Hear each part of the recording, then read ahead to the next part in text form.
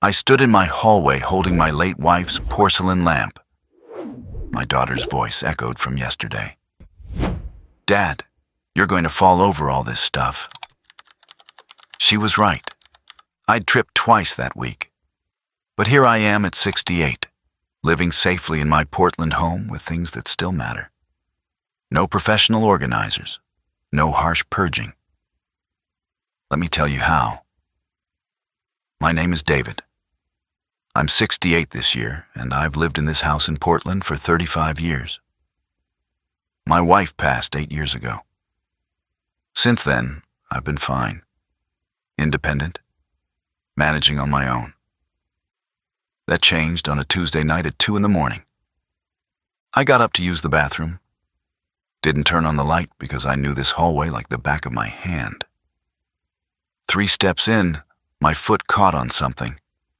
I stumbled forward, hands shooting out, grabbing the wall.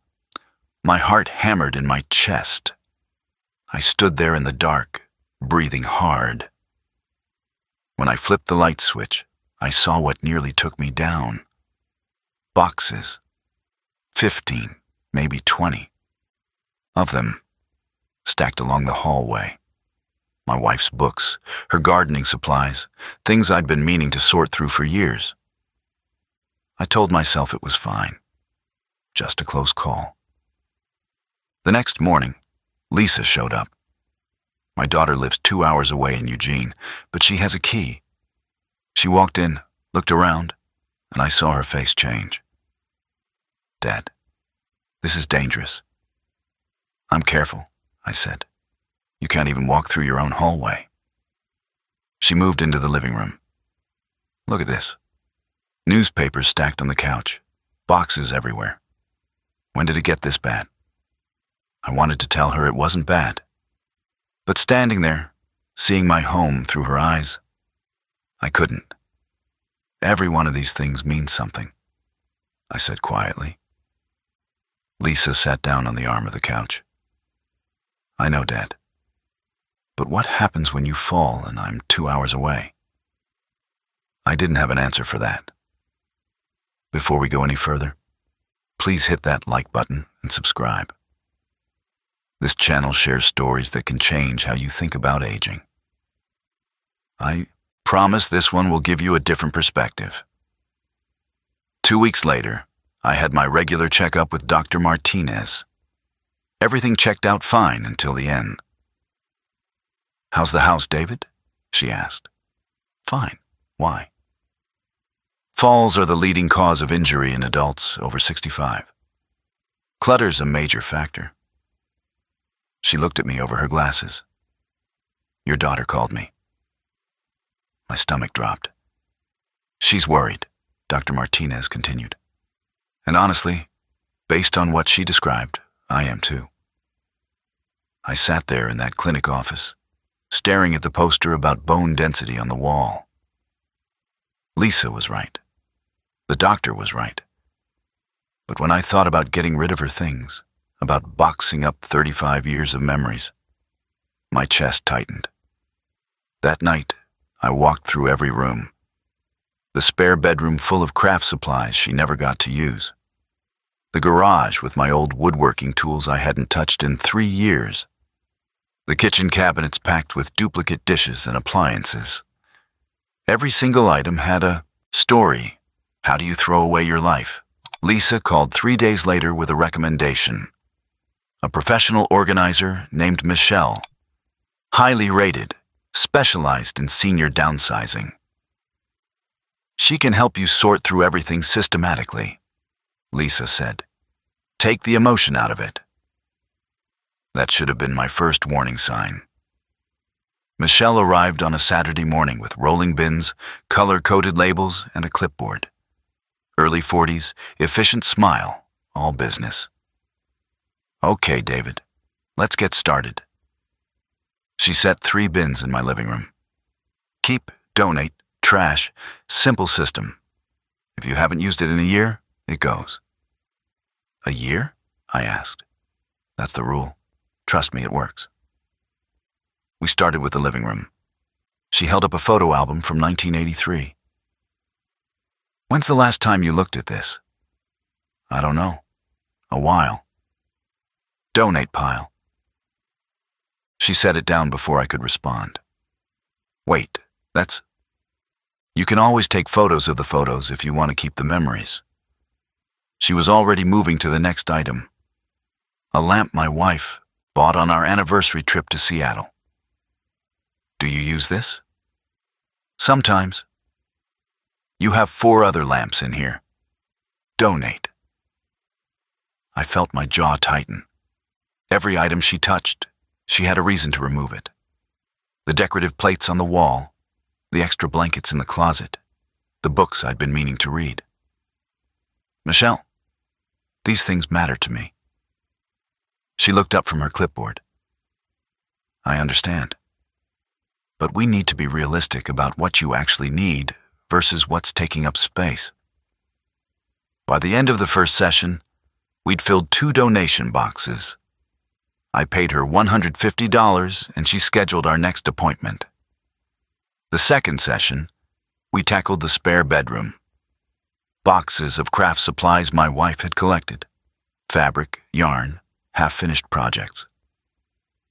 None of this is being used, Michelle said, already labeling boxes for donation. She was going to finish those, I said quietly. Michelle paused. David, I know this is hard, but holding on to things won't bring her back. I didn't say anything.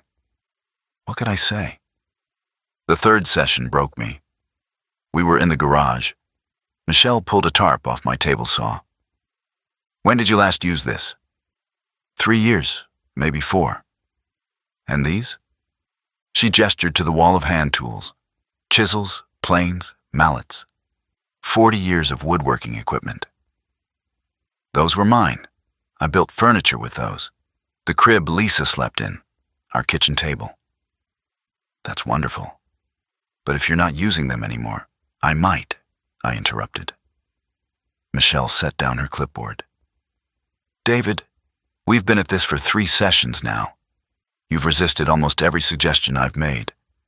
This process only works if you're willing to let go. Let go? My voice came out sharper than I intended. You mean throw away my life?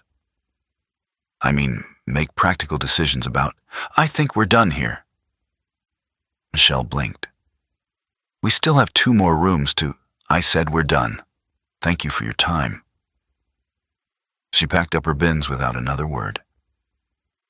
I'd spent $450 to feel worse than when we started. That night, I sat in my garage surrounded by tools I hadn't touched in years. Michelle was right about one thing. I wasn't using them. But knowing that didn't make it any easier to let them go. I spent the next week watching YouTube videos about minimalism. Tiny homes, capsule wardrobes, people living with less than 100 possessions.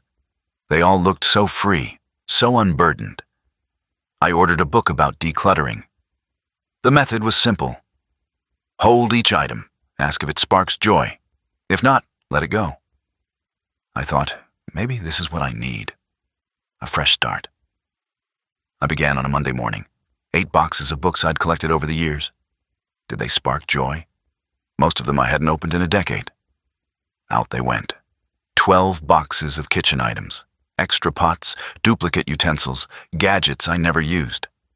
If I hadn't cooked with it in 6 months, it was gone. 6 boxes of decorations. Seasonal items, knickknacks, things that just gathered dust. By day 10, I'd hauled 26 boxes to the Goodwill on Morrison Street.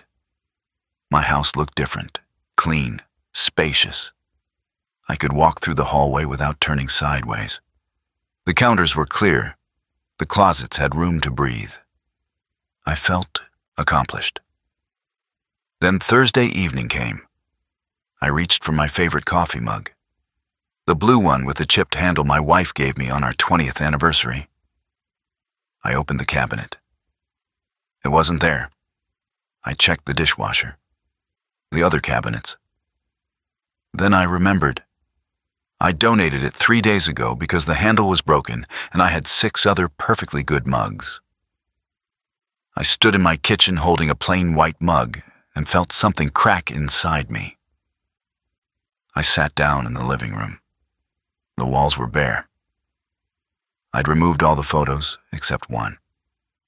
The couch looked too big without the decorative pillows. The bookshelf was half empty. It didn't feel like my home anymore. It felt like a waiting room. The next afternoon, Barbara stopped by. She lives 2 houses down, early 70s. Lost her husband 5 years back. We have coffee sometimes. "Just checking in," she said at the door.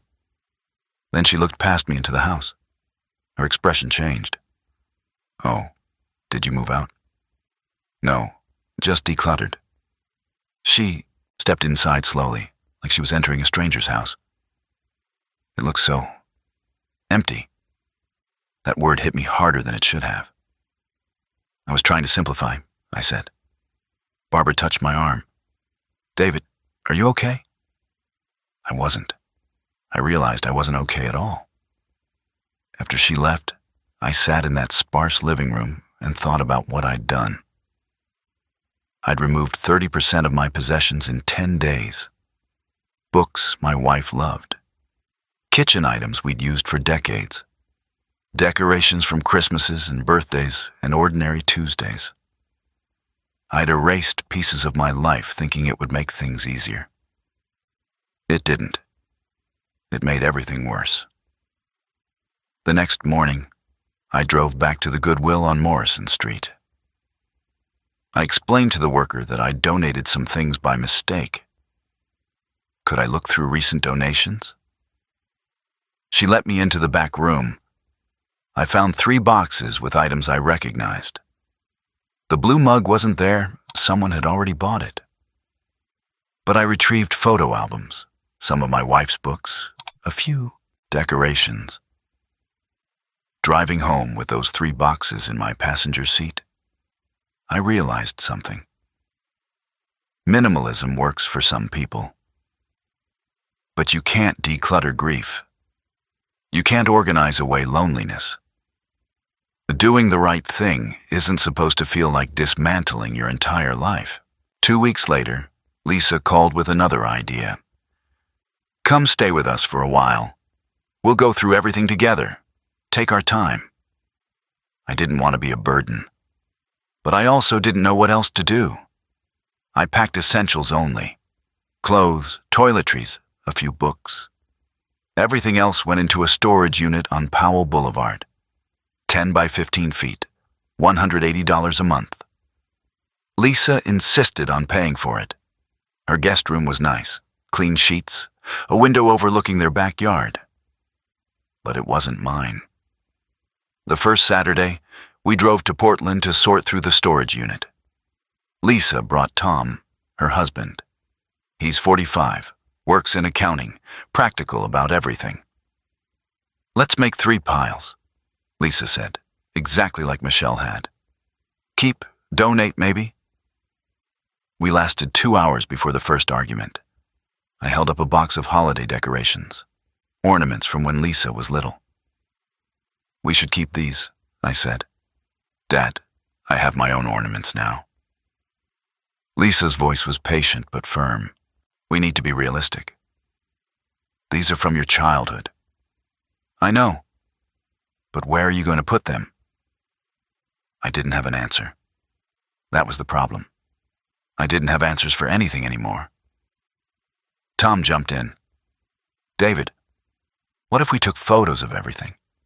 Then you'd still have the memories." I set the box down and walked outside. I needed air. The next weekend, we tried again. Lisa's son Dylan came along. 16 years old, glued to his phone most of the time. He picked up one of my old woodworking magazines from 1992. "Why would you keep all this old stuff?" he asked. Not meanly, just genuinely confused. I looked at this kid who'd grown up with everything digital, everything disposable, and I realized we were speaking different languages. It meant something at the time, I said quietly. Dylan shrugged and went back to his phone. That night, I couldn't sleep. I heard voices from the kitchen below my room. Lisa and Tom talking quietly. I don't know how to help him without hurting him, Lisa said. Tom's response was too soft to hear. Every suggestion I make, he resists. But he can't keep living like he was. What am I supposed to do? I lay there in that guest room, staring at the ceiling, feeling like the most useless person on earth. My daughter was exhausted trying to help me. Her family was being patient, but I could feel it wearing thin. 6 weeks passed like that. Weekend trips to the storage unit, slow progress, mounting tension. I was sleeping in their guest room, eating their food, disrupting their routine. One Sunday morning, I found Lisa in the kitchen making coffee. I'm going home, I said. She turned around. Dad, we're making progress. We just need more time. No, I need to go home. But nothing's changed. The house is still, I know, but I can't stay here. I poured myself coffee. You've been wonderful, all of you. But this isn't working. Lisa's eyes filled with tears. Then what will you do? I don't know. The truth was, I had no idea. The professional organizer didn't work. Minimalism didn't work. Family help didn't work. I was out of options and out of answers. I moved back to Portland 3 days later. The house was exactly as I'd left it. Cluttered, dangerous, mine. At least here I could be alone with my failure. I settled back into my routine. Morning coffee on the porch, afternoon walks around the neighborhood, evenings in my cluttered living room. I'd accepted it. This was just how things were going to be. Then Maria moved in next door. I was sitting on my porch when the moving truck pulled up. One truck, small. A woman in her early 60s directed 2 movers carrying a mattress, a dresser, and not much else. Over the next hour, I watched them unload. A couch, a few boxes, a lamp. That was it. The next morning, I saw her on her porch with a folding chair and a coffee mug. Morning, I called over.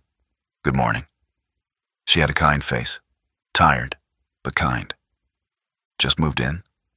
Yesterday. I'm Maria. David, welcome to the neighborhood. We talked for a few minutes. She mentioned she was recently divorced, starting over after 30 years of marriage. Her ex kept most of the furniture. I'm eating dinner on the floor right now, she said with a slight laugh that didn't quite hide the pain. I thought about my spare bedroom, the kitchen table I'd been storing in there for 3 years. I have a table, I said, and chairs, if you need them. Maria looked surprised. Oh, I couldn't. I'm not using them. They're just taking up space. That afternoon, I helped her carry the table and 4 chairs next door. It was oak. Solid. My wife and I had bought it at an estate sale 20 years ago, used it until we got a bigger one. Maria ran her hand across the surface.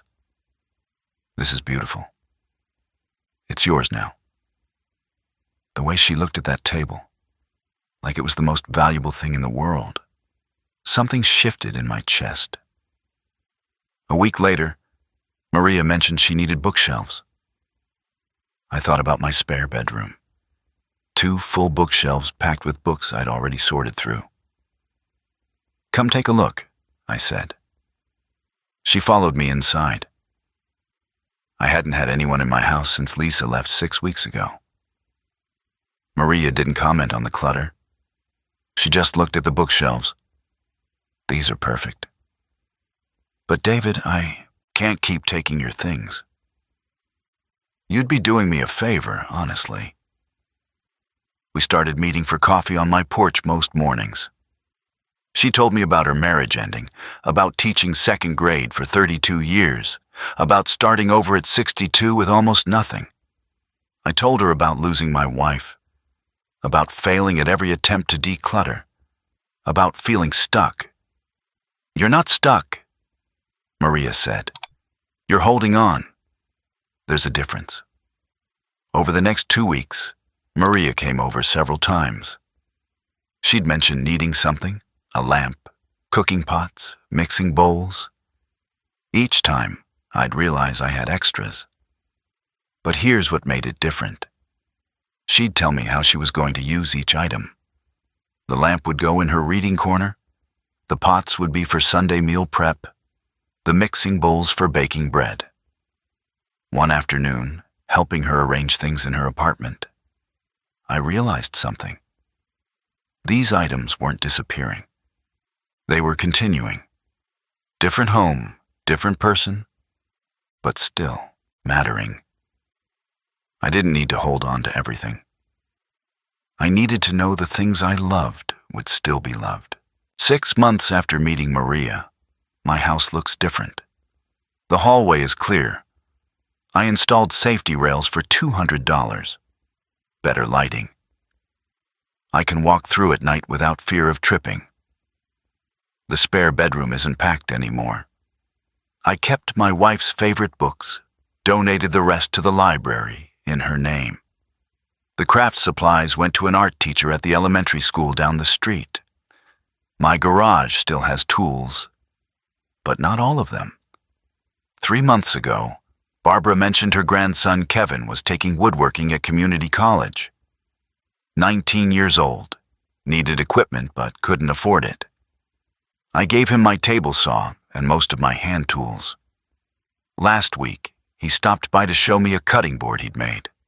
Cherry wood, beautiful grain, oil finish. "I used your tools for this," he said, grinning. I held that cutting board and felt something I hadn't felt in years. Pride. Not in what I'd done, but in what continued because of what I'd given away. That's when it clicked. This was what I'd been missing all along. Now, every third Saturday, a group of us meet at the community center. 8 to 12 neighbors usually show up. We bring items we no longer need. Others take what they can use. No money changes hands, no pressure. Just people helping people. Maria brings books. Barbara brings kitchen items. Tom, a retired veteran down the block, brings tools and hardware. Mrs. Chen brings fabric and sewing supplies. Last month, I brought my wife's lamp collection. 7 lamps total. A young couple starting out took 4 of them. I kept the porcelain one from Seattle. Lisa visited last Sunday. First time in 4 months. She walked through the house slowly, taking everything in. "Dad, this is incredible. How did you finally do it?" I poured us coffee. We sat on the porch, same spot where I'd first talked to Maria. "I didn't get rid of things," I said. "I gave them new stories." Lisa looked confused. All those other methods, they were about removing things from my life, getting rid of them. But that felt like erasing memories. I set down my mug. What worked was finding people who'd actually use them, people who needed them. Suddenly, it wasn't about loss anymore. It was about continuation. "That's beautiful, Dad. It's also practical." I gestured to the house. "I've removed about 40% of what I had, but I kept what matters. The things that make this place home. Now, let me be clear. I'm not saying everyone should do exactly what I did.